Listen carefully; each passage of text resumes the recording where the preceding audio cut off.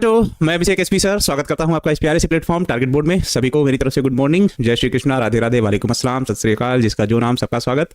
जल्दी से लाइव आ जाइए ताकि फिर आज जो चैप्टर शुरू हो रहा है जैव प्रौद्योगिकी एवं इसके उपयोग, इसमें 2 से 3 चीजें ही पढ़नी है, जैसा कि मैंने कल बताया ही था। एक वैक्सीन पढ़ना है, दूसरा पढ़ना है हम लोगों को इंसुलिन के बारे में, और तीसरी कुछ छोटी चीजें होंगी 1-2, और फिर चैप्टर को आज ही खत्म करने की कोशिश की जाएगी, क्योंकि इसमें भी उपयोग में बीटी फसल और जीएम फसल को हम लोगों ने पहले से पढ़ रखा है। ठीक है ना?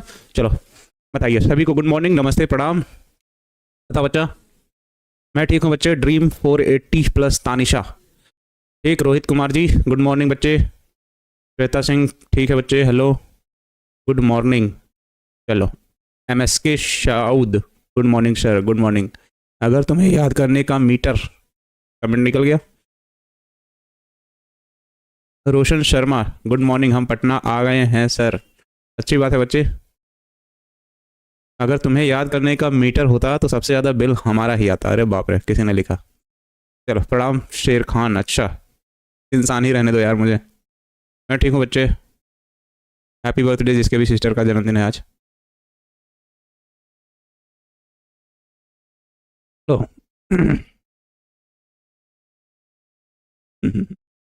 बताओ मुकेश कुमार जी, डाउट बताओ। गुड मॉर्निंग, प्रणाम बच्चे। आनंद अंश या अनश जो भी होगा। रितिका जी गुड मॉर्निंग। बच्चे लाइव आ रहे हैं। धीरे धीरे 1 मिनट का समय लेके क्लास को शुरू किया जाएगा, इससे ज़्यादा समय नहीं लिया जाएगा। ठीक, चलो। राधे राधे। अच्छा, सर रात को धूप में कैसे पढ़ें?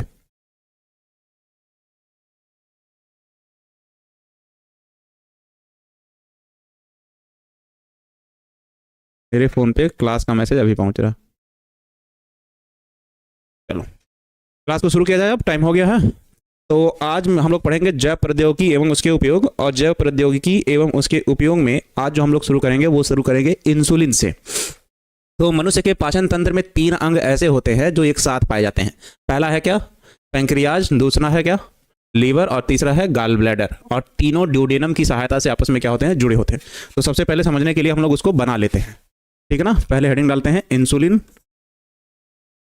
इंसुलिन तो सबसे पहले समझने के लिए हम लोग उसको बनाते हैं, क्योंकि बगैर समझे तो हम लोग पढ़ नहीं पाएंगे। तो मनुष्य के पाचन तंत्र में एक सी आकार की नली है जिसको हम लोग कहते हैं क्या? ड्यूडेनम। क्या कहते हैं? ड्यूडेनम। और इसी से एक संरचना जुड़ी है, जो 3 संरचनाएं हैं, जिसको हम लोग कहते हैं पैंक्रियाज या अग्नाशय। दूसरी संरचना जो है वो है गाल ब्लैडर या पित्ताशय। और तीसरी संरचना जो है वो है यकृत या लीवर। यकृत या लीवर, इस तरीके से। ठीक है ना? चलो, ये तीनों संरचनाएं आपस में क्या है? जुड़ी हुई हैं। नमस्कार बच्चे। तो इसको हम लोग कहते हैं अग्नाशय या पैंक्रियाज कहते हो। अग्नाशय या पैंक्रियाज किसे कहते हैं। और इसमें पाई जाती हैं 2 प्रकार की कोशिकाएं। इसमें पाई जाती है कोशिका। कितने प्रकार की? 2 प्रकार की। पहले को कहते हो अल्फा सेल, अल्फा सेल। दूसरे को कहते हैं हम लोग बीटा सेल। और बीटा सेल से एक हार्मोन स्रावित होता है, उस हार्मोन को कहते हैं हम लोग क्या? इंसुलिन कहते हैं। इंसुलिन कहते हैं। क्या कहते हैं? इंसुलिन कहते हैं। ठीक है ना? यह इंसुलिन,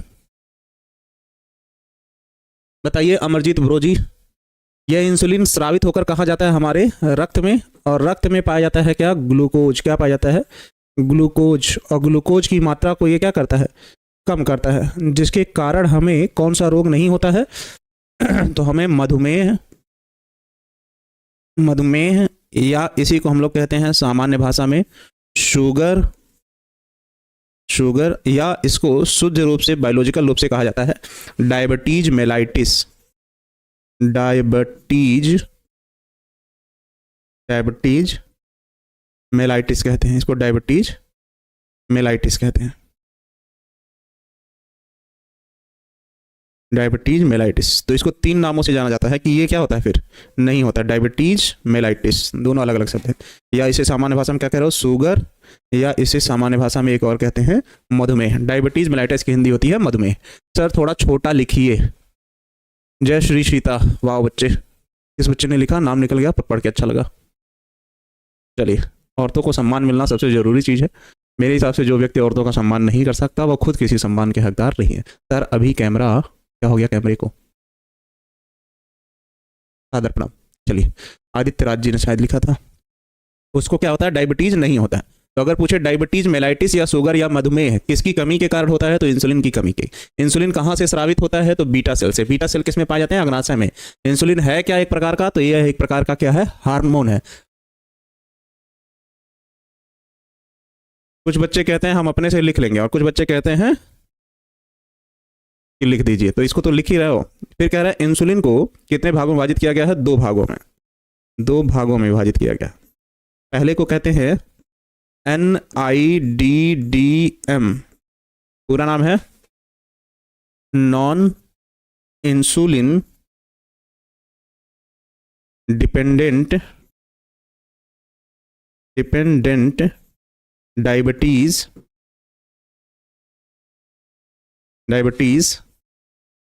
TIES है, मेलाइटिस, डायबिटीज मेलाइटिस। और दूसरा है IDDM, इसको कहते हैं हम लोग इंसुलिन डिपेंडेंट डायबिटीज मेलाइटिस। क्या कहते हैं, इंसुलिन डिपेंडेंट डायबिटीज मेलाइटिस, ठीक है ना। क्या कहते हैं, इंसुलिन डिपेंडेंट डायबिटीज मेलाइटिस। अब नान वाला जो है वो हमें 40 वर्ष के बाद होता है। 40 वर्ष के बाद होता है, ऐसे याद रखो। और जो इंसुलिन डिपेंडेंट है ये हमें जन्म से होता है, जन्म से होता है,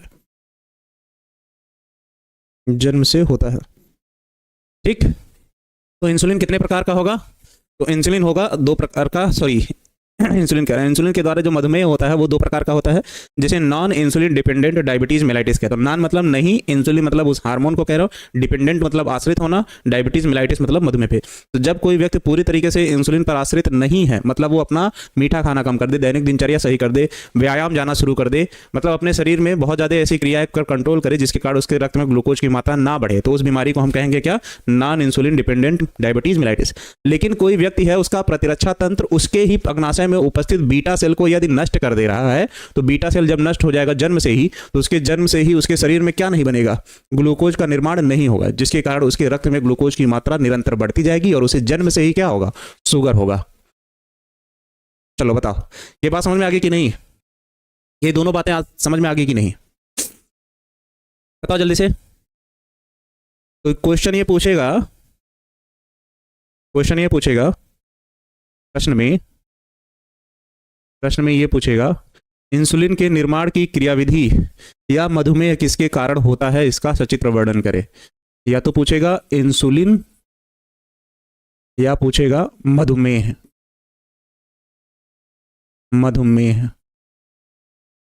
हो गया, के निर्माण लिख लो, की क्रियाविधि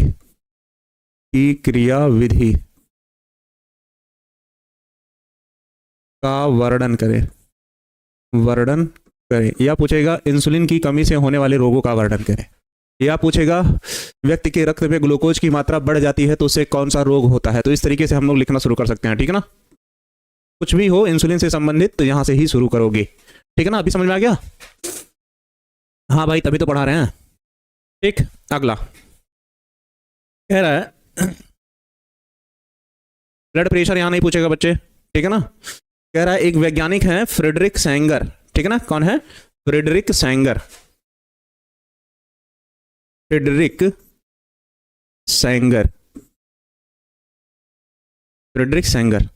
ने सबसे पहले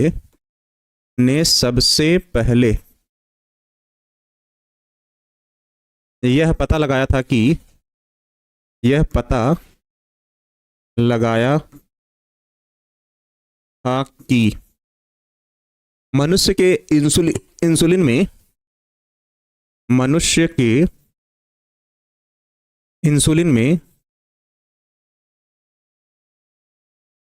21 से 30 अमीनो एसिड होते हैं। 21 से 30 अमीनो एसिड पाए जाते हैं, पाए जाते हैं। 21 से 30 अमीनो एसिड पाए जाते हैं, ठीक है ना।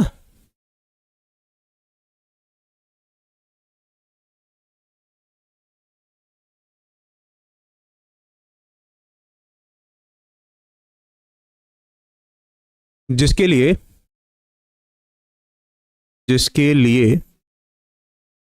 1958 में इन्हें नोबेल पुरस्कार दिया गया। नोबेल प्राइज दिया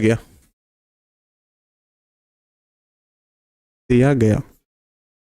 इन्हें दूसरा नोबेल पुरस्कार, इन्हें दूसरा नोबेल प्राइज कब दिया गया था? 1980 में। किसके लिए? कमेंट देख रहे हैं बच्चे? नोबेल प्राइज 1980 में डीएनए के बेस क्रम को ज्ञात करने के लिए दिया गया था। को ज्ञात करने के लिए दिया गया था। डीएनए के बेस क्रम को ज्ञात करने के लिए दिया गया था, है ना। इनको 2 बार नोबेल प्राइज मिला था। ठीक, हाँ हो जाएगा इंजमामुल हक जी, ठीक है ना। आगे फिर अगर पूछे डीएनए के यह बेस क्रम डाई सल्फाइड बॉन्ड द्वारा क्या होते हैं? आपस में जुड़े होते हैं। जो डाई सल्फाइड द्वारा आपस में जुड़े होते हैं, आपस में जुड़े होते हैं, जुड़े होते हैं। इतनी लाइन फिलहाल अभी याद रखो, ठीक। आपस में क्या होते हैं? जुड़े होते हैं। सबसे पहला कृत्रिम इंसुलिन फ्रेडरिक सेंगर ने ही काटे गए चौपायों के पैंक्रियास से या 4 पैर वाले जानवर से। हाँ विकास जी पहले फिगर, ठीक है ना। ठीक, नहीं नाराज है भाई, सबका कमेंट एक साथ नहीं पढ़ा जा सकता ना, पता नहीं किसका दिख रहा है किसका नहीं, ठीक है ना। ठीक, उसमें क्या लिखोगे? सबसे पहले इंसुलिन को, सबसे पहले इंसुलिन को काटे गए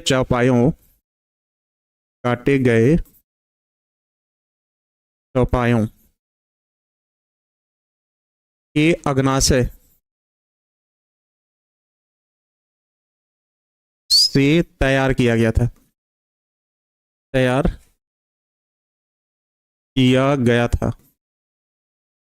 किसने तैयार किया था? एक संस्था है जिसका नाम है इली लिली संस्था ने तैयार किया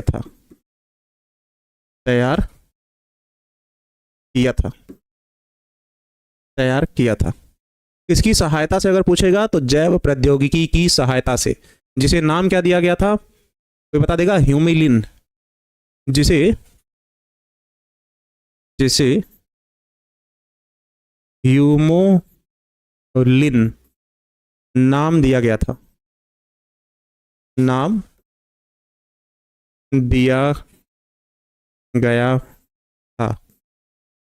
आगे लिख लोगे लेकिन वर्तमान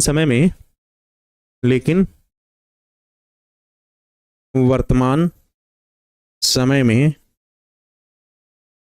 प्रयोग किए जाने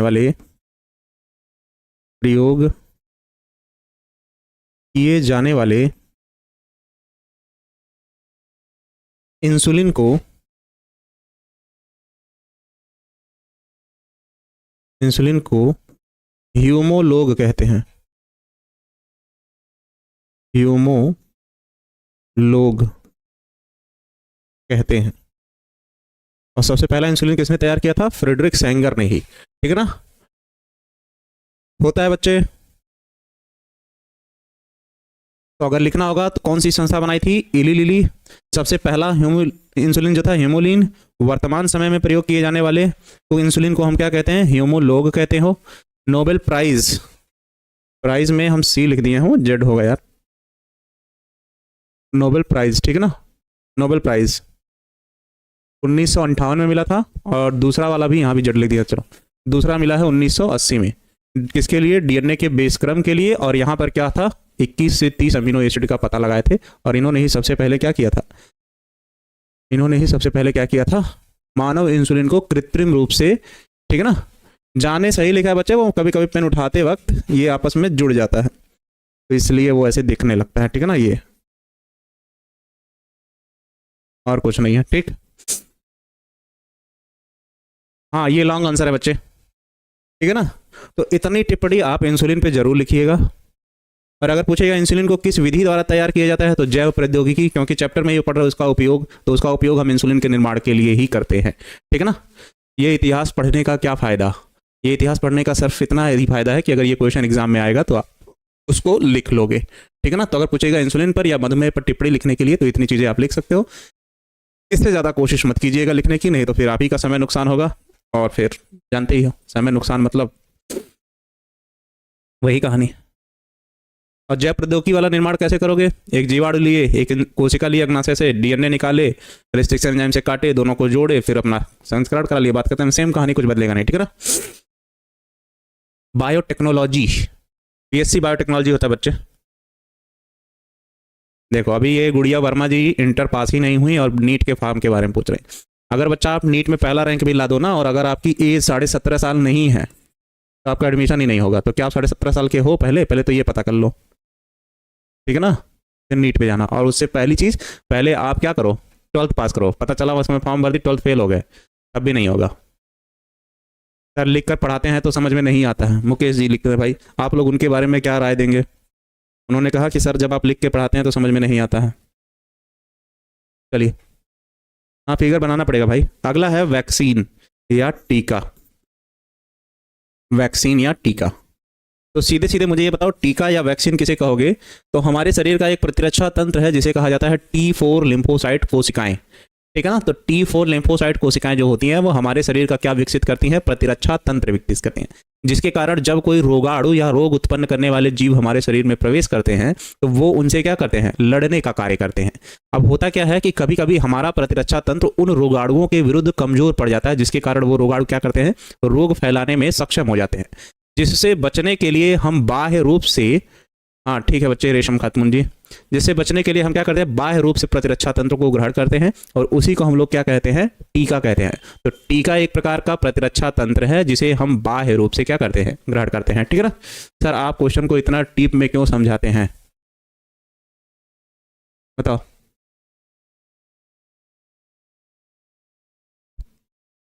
हाँ ठीक, चलो चलो लिखोगे, लिखोगे यह एक प्रकार का, क्या लिखोगे? यह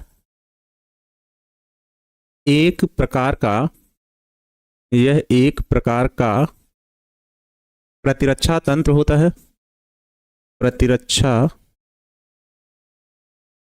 तंत्र होता है, जिसे बाह्य रूप से, जिसे बाह्य रूप से ग्रहण किया जाता है, जिसे बाह्य रूप से ग्रहण किया जाता है, किया जाता है। यह हमारे शरीर में, यह हमारे शरीर में प्रवेश करने वाले, यह हमारे शरीर में प्रवेश करने वाले हानिकारक रोगाणुओं, हानिकारक रोगाणुओं से हमें हानिकारक रोगाणुओं से हमें सुरक्षा प्रदान करता है, सुरक्षा प्रदान करता है। ठीक है ना। चलो, और किसके विरुद्ध? हानिकारक रोगाणु। तो जाहिर सी बात है वो जीवित हैं तभी तो रोग फैलाने का कार्य कर रहे हैं। वायरस भी होगा शरीर के बाहर होगा तो मृत, तो शरीर के अंदर आएगा तो फिर सजीव हो जाएगा, तो वो भी क्या करेगा? चलो, कार्पस ल्यूटियम दूसरे चैप्टर में बच्चे, जब वो समय आएगा तो फिर से यूट्यूब पे रिवाइज कर लिया जाएगा। कल क्वेश्चन करा रहे थे तो आप लोग कह रहे हो कि सर ये सब हम लोग पहले से पढ़ रखे हैं, तैयार है, ये है वो है। भाई साहब वो एग्जाम में इंपॉर्टेंट था तभी जाके उसको दोबारा रिपीट किए थे कुछ क्वेश्चन को। आपका पढ़ाया हुआ एक ही बार में समझ में आता है। ठीक है ना। फिर ये क्या करता है? हमारे हानिकारक रोगाणुओं से क्या करता है? सुरक्षा प्रदान करता है। सबसे पहला वैक्सीन बनाया गया था एडवर्ड जेनर द्वारा गौ चेचक का। ठीक है ना। सबसे पहला वैक्सीन, सबसे पहला टीका एडवर्ड जेनर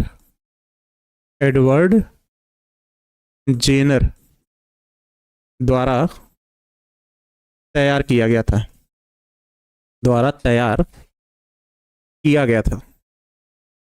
तैयार किया गया था, जो गौ चेचक का वैक्सीन था।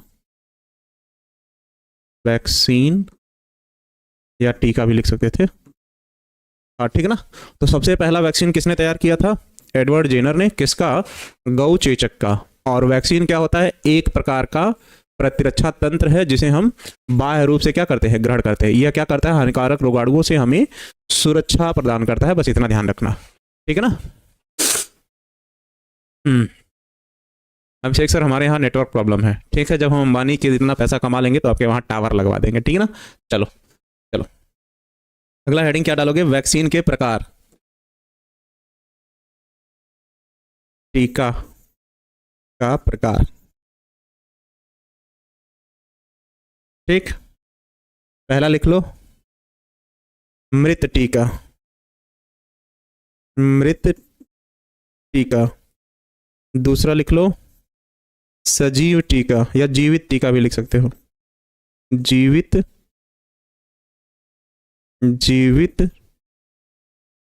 टीका। तीसरा लिख लो संयुक्त टीका, संयुक्त टीका, संयुक्त टीका। तीसरा लिख लो, चौथा टॉक्सिक टीका, टॉक्सिक वैक्सीन। टॉक्सिक को जहरीला ही कहते हो। और पांचवा है सेलुलर या कोशिकीय टीका, कोशिकीय टीका। और सभी के सभी जो बनाए जाते हैं वो सेकेंड जनरेशन के वैक्सीन हैं। मतलब वर्तमान समय बनाए जाने वाले सभी वैक्सीन कौन से हैं? सेकेंड जनरेशन,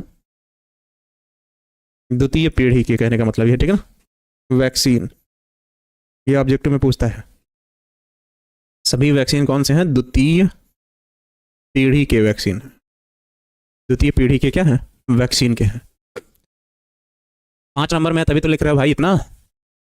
इंजेक्शन और टीका में क्या अंतर है? देखो भाई, एक आ गया, अभी समझा देते हैं बच्चे, पहले फिलहाल वैक्सीन को खत्म कर लो। तो पहला पढ़ रहे थे क्या? मृत टीका, मृत टीका। इसमें सीधे लिखो, इसमें लिखो हानिकारक रोगाणुओं की मृत अवस्था को। अभी समझाते हैं कैसे। हानिकारक रोगाणुओं की, हानिकारक रोगाणुओं की मृत अवस्था को, मृत अवस्था को शरीर के अंदर, शरीर के अंदर इंजेक्शन की सहायता से, इंजेक्शन की सहायता से प्रवेश कराया जाता है, की सहायता से प्रवेश कराया जाता है, प्रवेश कराया जाता है। अब सुनो थोड़ा सा, मान लो कह रहा है कि रेबीज, कुत्ता किसी को काटता है तो कुत्ते के काटने से रेबीज वायरस किसी के शरीर में चला गया, तो उसके उपचार हेतु जो रेबीज या हाइड्रोफोबिया का टीका लगवाया जाता है। तो मान लो मुझे कुत्ता काटा तो मुझे वैक्सीनेशन या टीकाकरण हुआ तो मेरा रेबीज ठीक हो जाएगा, लेकिन इसका ये मतलब नहीं है कि अगर किसी और को कुत्ता काट रहा है और मैं उसको काट लूँ, ठीक, तो मेरे शरीर से वो दवा निकल के उसके शरीर में चली जाएगी और काम कर जाएगी। नहीं, ऐसा नहीं होता। या मेरा खून चढ़ा दोगे किसी और व्यक्ति को तो उसको अब रेबीज नहीं होगा, ऐसा नहीं होगा, ठीक है ना। ठीक है बच्चे, अगर आपका 1 घंटा बेकार जा रहा है, अभिषेक भारती जी लिख रहे हैं सर पढ़ा हुआ है, मन करता है क्लास नहीं करे, 1 घंटा बेकार जा रहा है।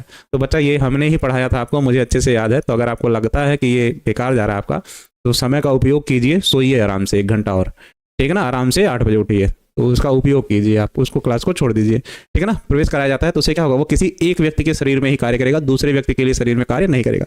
उदाहरण पे अगर पूछेगा मृत टीके का उदाहरण क्या है, तो मृत टीके का उदाहरण ये है रेबीज का टीका। किसका? रेबीज का टीका। वहीं जब सजीव टीका या जीवित टीका लगवाओगे, जैसे पोलियो का टीका, कोरोना का टीका, ये सब जीवित टीका है। अगर मैंने कोरोना का वैक्सीन लिया है और मेरे ब्लड को किसी व्यक्ति के शरीर में चढ़ाया जा रहा है, तो उसके शरीर में भी वो वैक्सीन जाएगा और उसके लिए भी उतना ही कार्य करेगा जितना मेरे लिए कार्य कर रहा है, ठीक है। हाँ, एक बच्चे आर्यन कुमार जी ने बहुत अच्छा जवाब दिया इस बात का। चलो, इसको क्या कहोगे? जीवित टीका। अगला जीवित टीका, क्या लिखोगे? जीवित टीका, ठीक, लिखा है। लिखोगे हानिकारक रोगाणुओं के, हानिकारक रोगाणुओं के, हानिकारक रोगाणुओं के कमजोर एवं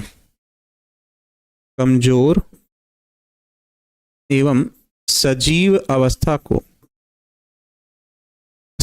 अवस्था को ग्रहण करने की क्रिया ग्रहण करने की क्रिया जीवित टीका कहलाती है। जीवित टीका कहलाती है। इसके उदाहरण पर लिख सकते हो कोरोना का टीका, पोलियो का टीका, क्योंकि वो ड्रॉपर से पिलाया जाता था, पहले उसका इंजेक्शन लगता था, तो वो उसी व्यक्ति या बच्चे के शरीर में कार्य करता था। हाँ, ठीक है ना। इसी बच्चे के शरीर जिसको वो टीका लगाया गया, फिर गवर्नमेंट ने उसको जीवित टीका में कन्वर्ट किया और उसको ड्रॉपर से पिलाया जाने लगा, तो हाथ में भी लगता है, इधर उधर गिरता भी है, तो किसी को टच करोगे तब भी वो दवा इधर से उधर फैलती है, जिसके कारण वो तेजी से फैला। इसलिए 2004 में भारत पोलियो से पूरी तरीके से क्या हुआ? मुक्त हो गया, ठीक है ना। चलो, सबको लगाया कोरोना का वैक्सीन भाई। उदाहरण था एमडी सलमान जी, ठीक। तीसरा कौन सा लिए थे हम लोग? तीसरा लिए थे संयुक्त टीका। तो संयुक्त टीका तो आप लोगों ने पढ़ रखा है, संयुक्त टीका। ये हम लोगों ने जब पहला दिन, मतलब बुधवार को क्लास ले रहे थे यूट्यूब पे शाम को, तो उसमें तो लिखोगे जब 2 या 2 से अधिक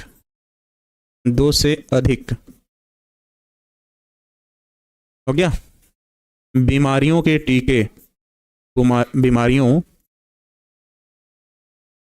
टीके एक साथ दिए जाते हैं तो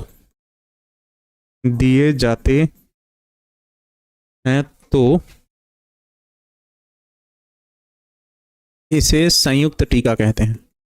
इसे संयुक्त टीका कहते हैं। उदाहरण कोई बताना चाहेगा बच्चा? बताओ तो इसका उदाहरण, कोई बच्चा अगर बताना चाहे तो बताओ।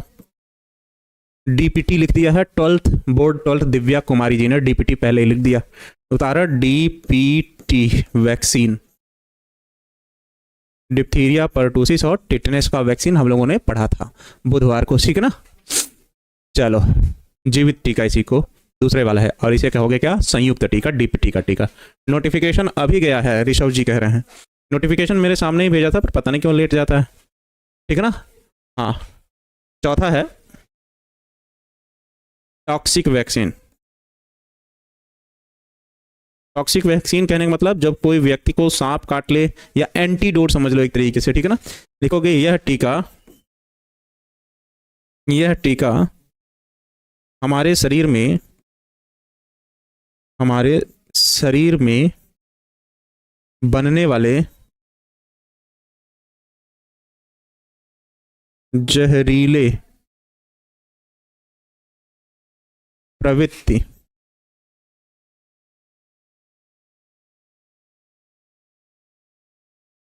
के विरुद्ध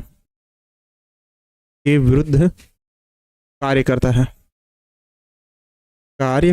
कहीं भी कुछ ऐसे हानिकारक पदार्थ बनते होंगे जो हमारे शरीर में क्या करते होंगे, नुकसान पहुंचाने का कार्य करेंगे, उसके लिए जो वैक्सीन हम क्या करेंगे, उसके लिए क्या कहेंगे। एक दिन में याद नहीं होगा सर, अरे बाप रे, ऐसे क्यों नहीं याद होगा भाई। अब पांचवा क्या था, सेलुलर वैक्सीन या कोशिकीय वैक्सीन, कोशिकीय टीका वो टीका होता है बच्चे, मान लो कह रहे हैं मुझे प्लास्टिक सर्जरी करवानी है अपने शरीर के किसी एक अंग का, मेरी त्वचा कहीं जल गई है, उसको सही करवाना है, तो मेरे शरीर से ही स्किन को निकाल के उस त्वचा को ढका जाएगा। लेकिन अगर मान लो मेरा शरीर बहुत दुबला पतला हो, तो क्या वो मेरे शरीर से कहीं से स्किन निकालेंगे? नहीं निकालेंगे। तो मेरे शरीर से कोशिकाओं को लेकर उसके द्वारा एक वैक्सीन बनाया जाएगा, जिसमें उसको मेरे शरीर के पीठ या जांग वाले हिस्से पर लगाया जाएगा, क्योंकि वहां पर बाल कम होते हैं। उससे क्या होगा, वहां पर सेल डिवीजन लगातार क्या होगा, बढ़ जाएगा, तो वहां से मांसपेशियों को लेकर या त्वचा को लेकर फिर से उस अंग को ठीक किया जाएगा। तो सेलुलर वैक्सीन व्यक्ति के शरीर से ही कोशिकाओं को लेकर तैयार किया जाता है, ठीक है ना। चलो बहुत ज्यादा लेट हो बच्चे। कोशिकीय टीका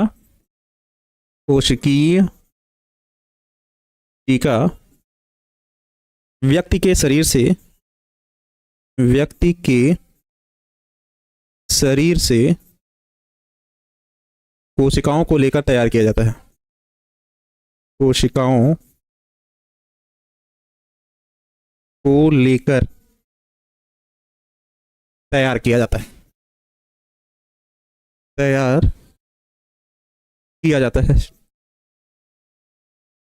किया जाता है। हाँ बताओ। जैव प्रौद्योगिकी एवं इसका उपयोग में दो उपयोग जो लॉन्ग आंसर का था। एक उपयोग हम लोगों ने पढ़ा किसका, कहाँ गया भैया, इंसुलिन के बारे में। दूसरा उपयोग पढ़ा हम लोगों ने उसकी कहानी। तीसरा उपयोग टीका के प्रकार। तो इंसुलिन का जैव प्रौद्योगिकी का उपयोग हम लोग फिलहाल अभी 2 क्षेत्रों में कर चुके हैं। इसके बाद भी है, उसको भी हम लिख देते हैं, लेकिन उन सब को आपने अभी जल्द ही पढ़ रखा है, तो उसके बारे में हम आपको पढ़ा नहीं रहेंगे, ठीक है ना। तीसरा हम लोग लिखेंगे कृषि के क्षेत्र में। इसमें कृषि के क्षेत्र में, और कृषि के क्षेत्र में हम लोगों ने अभी जल्द ही पढ़ा है बीटी फसल के निर्माण में, 1-2 दिन हुआ। दूसरा पढ़ा है हम लोगों ने जीएम फसल के निर्माण में, या जीएमओ लिखे होगे, जीएमओ फसल के निर्माण में। तीसरा क्या लिख सकते हो बताओ, औषधियों के निर्माण में। एक बच्चे ने लिखा औषधियों के निर्माण में। चलो औषधियों के निर्माण में बताओ, और बताओ तो बच्चे, ये सब पढ़ रखा हम लोगों ने, क्लोरेम्फेनिकॉल, सिप्रोफ्लेक्सान, ऐसे करके, ठीक है ना। हाँ, और कोई बात नहीं बच्चे। संगीत कुमार जी अगर होगा तो आपको नोटिफिकेशन चला जाएगा पहले से ही, ठीक है ना। बताइए।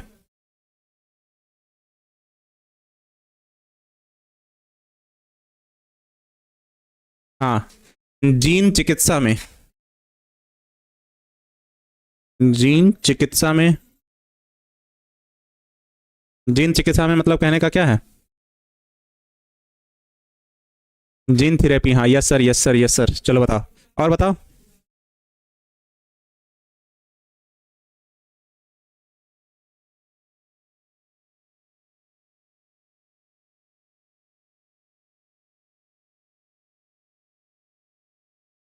हाँ इससे ज़्यादा तो नहीं लिखना होगा, ठीक है ना, इससे ज़्यादा ना लिखो, इत्यादि कर लो। तो इतनी जगह उपयोग करते हैं हम इसका। बताओ, वाहित मल उपचार में नहीं भाई, जिन चिकित्सा का उपयोग वाहित मल उपचार में नहीं कर रहा हूँ, बायोटेक्नोलॉजी का थोड़ी है, उसमें तो सेडिमेंटेशन वगैरह उपयोग करते थे, ठीक है ना। ये सब तो पहले पढ़ रखे हम लोगों ने, ठीक है ना, फसल वगैरह पूरा बना के अच्छे से। ठीक, एक हेडिंग और पढ़ लो, 90+ ले आएंगे सर। प्रिंस कुमार जी ले आना बच्चे, सम्मानित हम कर देंगे आपको। एक छोटा सा हेडिंग और पढ़ लो, देखो याद पड़ रहा है। बायोपायरेसी और पेटेंट। बायोपायरेसी, बायोपायरेसी या पेटेंट, या पेटेंट। बायोपायरेसी क्या है? आप लोग देखते होगे, वर्ड सुनते होगे पायरेटेड। पायरेटेड एक इंग्लिश वर्ड है और बायोपायरेसी भी एक पेटेंट इंग्लिश वर्ड है। उसको हिंदी में एकस्व कहते हो, ठीक है ना। भोरम बाग कब आ रहे हैं सर? बच्चे जगह नहीं पता कि कहाँ है ये, आज हम गूगल मैप पे देख लेंगे, ठीक है ना। चलो ये लास्ट हेडिंग है। हाँ, बायोपायरेसी, मान लो कह रहा है कि ये फोन सैमसंग कंपनी बनाती है, ठीक, ये फोन क्या है? सैमसंग कंपनी बनाती है। तो इसका बनाने का तरीका सैमसंग कंपनी को पता होगा। तो जब किसी उत्पाद को निश्चित मात्रा में बनाने के लिए निश्चित विधियों का उपयोग किया जाएगा, मतलब कोई भी परिवर्तन नहीं लाया जाएगा। जैसे कहीं भी कोको कोला बन रहा होगा तो हर जगह सेम प्रोडक्ट यूज हो रहा होगा, सेम केमिकल मटेरियल यूज को, तो उसे कहोगे बायोपायरेसी।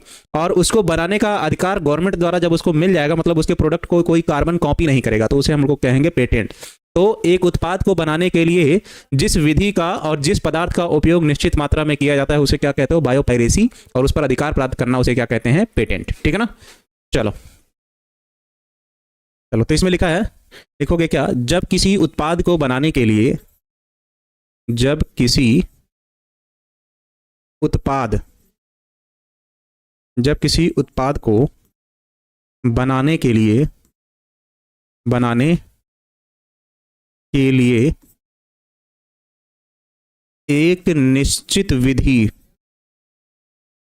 एक निश्चित विधि तथा समान पदार्थ की समान पायरेसी, प्रिंट कर दिया यार,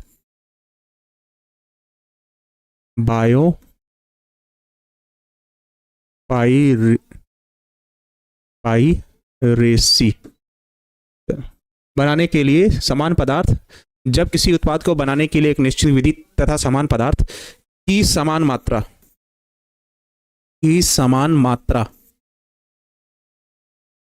का प्रयोग किया जाता है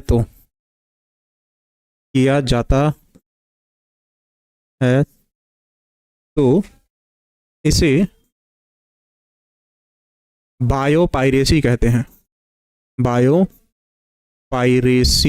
मतलब उसको कोई कॉपी नहीं करेगा, पायरेसी कहते हैं। जिस पर अधिकार प्राप्त करना, जिस पर अधिकार प्राप्त करना पेटेंट कहलाता है। पेटेंट कहलाता है, जिसमें निम्न बातों पर ध्यान दिया जाता है। निम्न बातों पर ध्यान दिया जाता है। निम्न बातों पर ध्यान दिया जाता है, जिस पर निम्न बातों पर ध्यान दिया जाता है। पहला भाई साहब कौन सी बात पर ध्यान दोगे आप? पहला बताओ किस बात पर ध्यान नहीं दिया जा रहा है? एमडी सलमान जी, अभिषेक भैया, ऐसे ही लिख कर पढ़ाइएगा प्लीज, ऐसे ही कॉन्सेप्ट क्लियर हो जाता है बच्चे। पर कुछ चैप्टर ऐसे हैं, इसके बाद जब प्रौद्योगिकी वाला, उसमें कितना भी लिखोगे आपका समय बहुत ज़्यादा जाएगा। तो उसके लिए तो आप लोगों को पैनल PDF यूज करना होगा। और जो भी 4 चैप्टर बच्चे हैं बच्चे, हाँ, जैविक चोरी है वही को कहा जाता है। अधिकार, वही कह रहा हो कि किसी को क्या करो, अधिकार प्राप्त कर रहा हो, उसे कॉपी नहीं किया जा सकता, ठीक है ना। जिसके लिए पैनल PDF थोड़ा बहुत यूज करना पड़ेगा, ठीक है ना। चलो, तो उसके लिए क्षमा प्रार्थी, क्योंकि आपका प्रैक्टिस भी शुरू करना है, पूरा जनवरी प्रैक्टिस करवाना आप लोगों को, वो भी ज़्यादा जरूरी है, ठीक है ना। चलो, पहला क्या लिखो? किसी के विचार या डिजाइन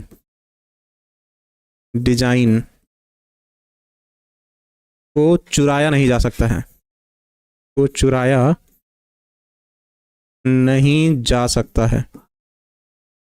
पता चला कि किसी ने बताया कोई चीज़ हम बनाने जा रहे हैं ऐसे ऐसे करके, और फिर तुम उसे पहले बना के फिर कह दिया कि ये मैंने बनाया। नहीं भाई, तीसरा, किसी के खोज या अन्वेषण में, या अन्वेषण, जो चीज पहले से थी उसकी खोज होती है, और जो चीज दुनिया में नहीं थी उसका अन्वेषण होता है, ठीक है ना। हाँ, अन्वेषण में सुधार कर उसे अपनाया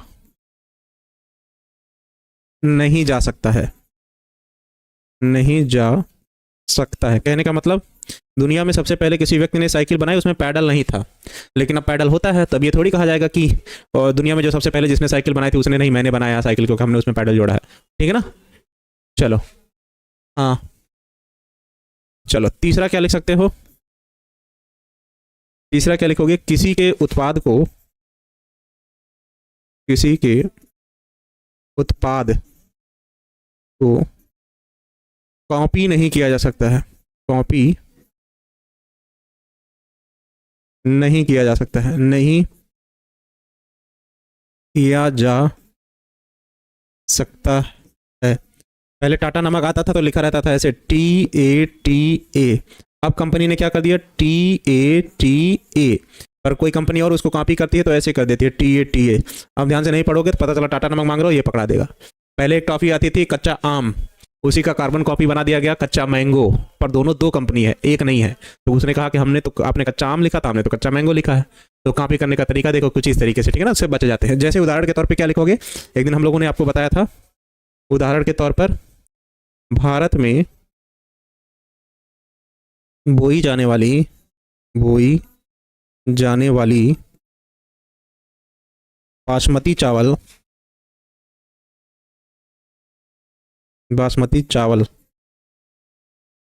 का पेटेंट अमेरिका के पास है। अमेरिका, उसने सबसे पहले पेटेंट करा लिया, अमेरिका के पास है। अगर आप अपने नाम का पेटेंट करवा लेते हैं तो जिस दिन आप पेटेंट करवाएंगे उस दिन के बाद से जितने भी बच्चे पैदा होंगे उन बच्चों का नाम वो नहीं रखा जाएगा जो आपका नाम है। बताओ। हाँ, शिवानी कुमारी जी। चलो, तो आज के चैप्टर में फिलहाल इतने ही चीज पढ़ो, जय प्रौद्योगिकी के उपयोग में, इससे ज्यादा ना पढ़ो, पता चला खिचड़ी हो जाएगा सब। और इतने ही चीजों को याद रखना जय प्रौद्योगिकी एवं इसके उपयोग में, ठीक। बताओ। अमेरिका से चुरा कर लाए हैं? नहीं, अमेरिका यहाँ से ले गया है, पर वो उस समय बहुत ज़्यादा एक्टिव था, हर चीज़ों को पेटेंट कराते गया। हम लोग आज़ादी में बिजी थे कि किसी तरह आज़ादी मिल जाए, तो हम लोग को पेटेंट से मतलब नहीं था, हम लोग को आज़ादी से मतलब थी, तो इसलिए क्या हो गया, हम लोग रह गए, ठीक है ना। चलो, कार्बन कॉपी कहने का मतलब वही, हाँ, 1987 में प्राप्त कर लिया था, एक बच्चे ने लिखा। चलो, yes sir, yes sir, yes sir. कोई बात नहीं बच्चे, आपने कोरोना वैक्सीन नहीं लिया था तो कोई बड़ी बात नहीं है, ठीक है ना।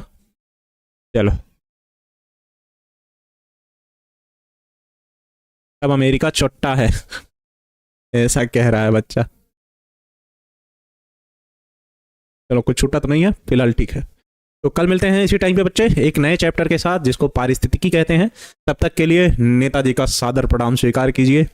मजाक कर रहा है। चलो, आराम से पढ़ो, बाय, और मुस्कुराते रहो, दिन भर पढ़ने की कोशिश करो, अपना सभी समय पढ़ाई में उपयोग करो। अच्छा, कल मैंने एक पोस्ट किया था, उस पर बहुत अच्छी बात हमको रात को याद आ गई थी, हम आपको सुनाते हैं। कोशिश करोगे तो आपको भी वो चीज़ अच्छी लगेगी, सुनकर भी, देखकर भी और समझ के भी, ठीक है ना। और उसकी बातों को अगर आप समझ पा रहे हैं तो बहुत अच्छी बात है। उसमें लिखा था, कई रातें जागी हैं आज के महान सवेरे के लिए, जहां निज प्रयासों को मैं सफल होते देख पा रहा हूं। ये लाइन आप कब बोल पाओगे, ये लाइन आप बोल पाओगे जिस दिन आपका रिजल्ट आ रहा होगा, वहां आप इस लाइन को बोलिए, तो उसका कहने का मतलब ही कुछ और होगा कि कई रातें जागी हैं आज के इस महान सवेरे के लिए, क्योंकि आज मैं अपने निज प्रयासों को सफल होते हुए देख पा रहा हूं। सोच लो, ठीक है ना। चलो, कल मिलते हैं इसी टाइम पे, तब तक के लिए बाय, मुस्कुराते रहिए।